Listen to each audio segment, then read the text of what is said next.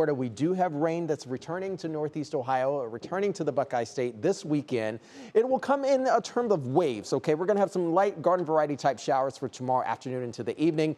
We're already beginning to see a little bit of extra energy arriving on Sunday ahead of our next frontal boundary. But we had day 9 of dry conditions as well as sunny conditions across Northeast Ohio to end the work week today. We're still hanging out in the low 70s. These are temperatures we should be having in June, in July, and certainly not in mid to early April. 80 degrees right now for our friends over in Ravenna. This week we've had temperatures go from the 50s to the 60s to the 70s into the 80s where we've been hanging out the past couple days.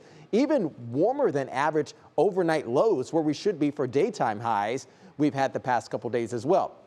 So this is what you need to know. Heading into the weekend, yes, we'll have more sun arriving tomorrow. Mid to upper 70s expected. Some chance rain showers in the afternoon. Perhaps we'll have a roll-off thunderstorm or two tomorrow evening, but the real threat for thunderstorms arrive on Sunday with our next frontal boundary. So here's the energy that's been moving through the southeast right now. It is beginning to come a little bit farther north, but with this area of high pressure over towards the north and east, as well as out in the Atlantic, that is going to help to kind of fuel as well as steer the system a bit farther north, but also it's going to be moving back towards the east. So this is where we're going to have our frontal boundary arriving on Sunday to help kick that energy back over towards the east. So that ridging of warmth still expected to continue throughout the weekend. Here's satellite and radar showing a little bit of activity beginning to move into Ohio River Valley. Up north it comes. We're starting to get some of those roll-off clouds moving to the region as well. Some light sprinkles for Carroll County, as also Tuscarawas County, but again, nothing too terribly high expected.